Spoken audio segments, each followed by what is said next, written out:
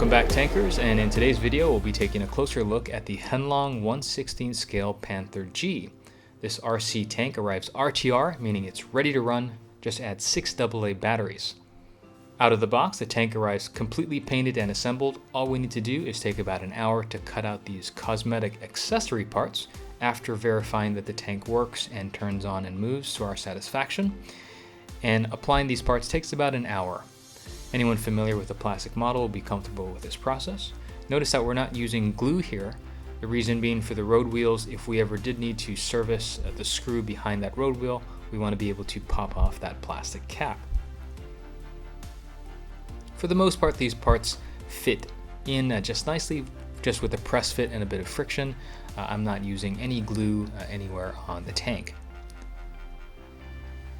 At this point, I like to turn on a podcast, maybe the History Channel or the History Guy, and learn about these models and these machines, men and women who operated them. And as I move through this tank, I'm applying these tools. Most tanks of the era needed to service themselves, and so a lot of these tanks were fitted with an array of jacks and crank arms and sledgehammers, wire cutters, and a variety of tools, and that's what's attached here to the side of the Panther G.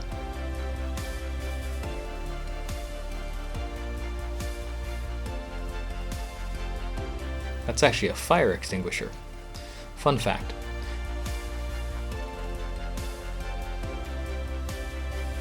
Tow cables are flexible, and I really like that aspect of them. Helps them to lay more flat. Moving to the front of the tank, we got 2 tow shackles and a machine gun for the 7.62 MG34 mounted inside the hull. Working to the back of the tank, we see the jack and the starter, and we set our commander, who could definitely benefit from a coat of paint, into his cupola. The second 7.62 MG34 mounted there on the top. Long metal barrel we notice as we continue working around the tank with these various cosmetic accessory parts. Real Panther G fired a 7.5 centimeter shell. Actually featured one of the highest muzzle velocities fielded during the war.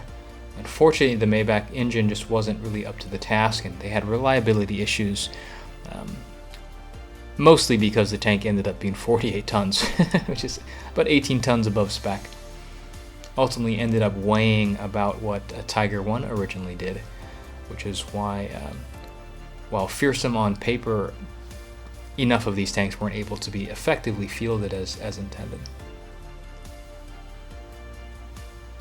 Finally, we put the flexible cable there on the side, tuck it under that tube. That tube is what's used to hold spare radio aerials, and I believe also the additional tools for the barrel cleaning. But let us know in the comments if you know exactly what that tube would carry. Moving to the top of the tank, again, as you can see, none of this is especially difficult. They're all small parts here, so be advised if you have small children. All of Heng Long tanks are recommended for ages 14 years and up. And now finally, we can run the tank with all of the parts affixed. And I love how this model comes together. Panther G has a certain stance about it, and a certain je ne sais quoi. Here we're applying the decals there. These are not water slides, these are vinyl adhesive decals, so we're just going to burnish them with the back of my fingernail there and carefully remove the clear plastic film on top of them. Seal it with a bit of clear coat as well. Now let's take it outside and have some real fun.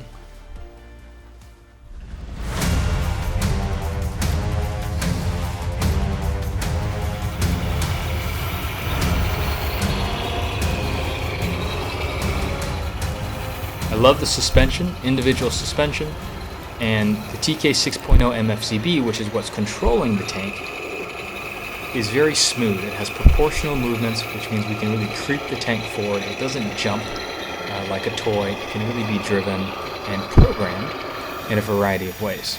The smoke is also in the touch. And as we can see, the tank likes to get up and go. Over most obstacles where the plastic tracks can really dig in this case being the upgrade version with plastic tracks and steel gearbox inside, didn't have any problems moving through short grass, over rocks, and pavement. Now the infrared battle system is pretty neat.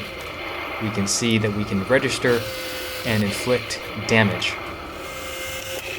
And there's also onboard recoil. 3 different settings for the recoil. And I love that suspension. There's a lot to love about this Panther G.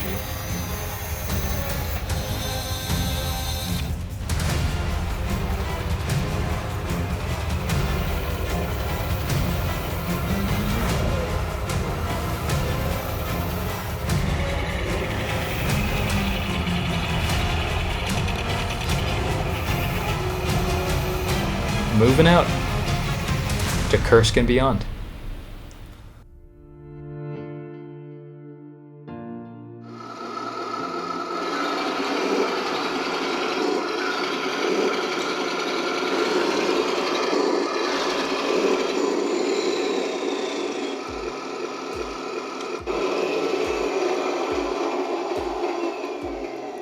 So, wrapping up on the Heng Long 1/16 scale Panther G. One of my favorite World War II era tanks from Heng Long. They did a really good job with this one. Definitely after their Pan-Tiger or whatever they were thinking with that model, the Panther G comes closer to overall scale fidelity. We've talked about the glasses. Most people won't notice. If you are the kind of guy who will notice, you're also the kind of guy who's going to be able to rectify that. But suffice to say, for the majority of tankers out there, I think the Panther G is a good buy. It's got this metal barrel, which I really like, that's accurately proportioned. Other than a stubby barrel or sort of too thick or whatever, it's proportioned well to the rest of the model.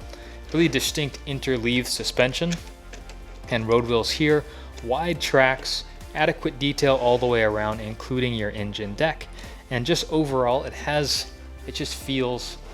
like a tank. I love the Panther G. Now, a couple of things that owners should be cautious of, or if you're thinking of picking one of these up, please consider. It does have a very low ride height, so there's not a lot of ground clearance. If you're going to be running this on grass, say taller than an inch, if you anticipate on riverbeds or rolling through a lot of rubble, you're just going to be conscious that you're going to be scraping the bottom a little bit. Not the end of the world, but something to take note of.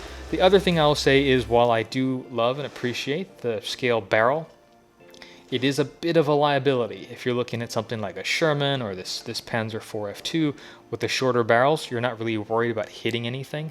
But just during transport, you want to be mindful of that barrel and not letting it hit anything.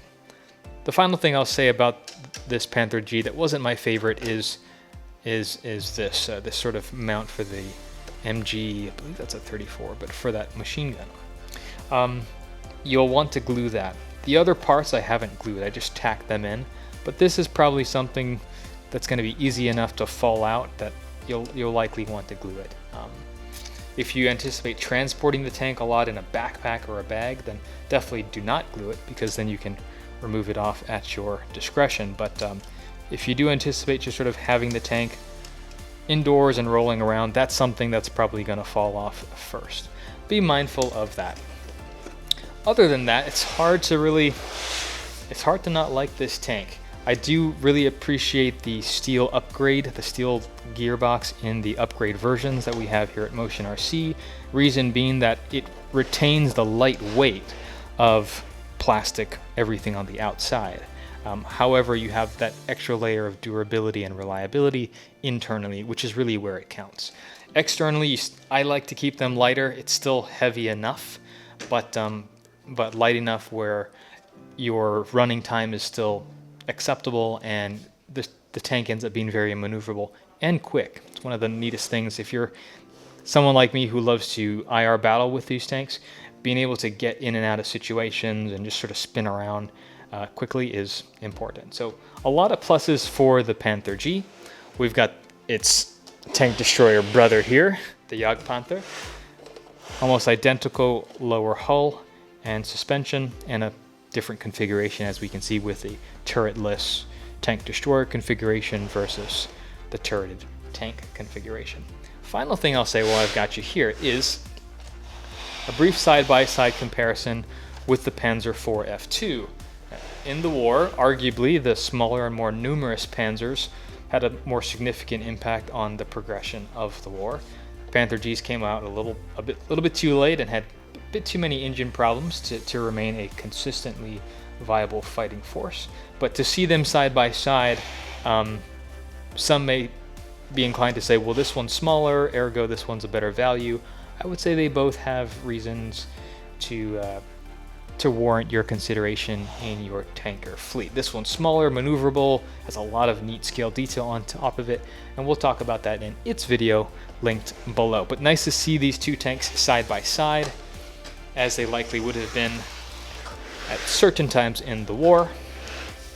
And again, we see just this distinct long barrel. This KWK had one of the highest muzzle velocities of any tank in the war, and it looks like it. So that's it for me here for today. Let us know in the comments, what do you think about the Panther G? What do you like most about it? What would you like to see improved on future iterations? Would you like to see a different paint app, for example? That's something we could maybe get done here at the factory, or any other types of upgrades or updates you plan to use in yours. Like, share, subscribe, comment, all the usual fun stuff, and we'll see you in the next video.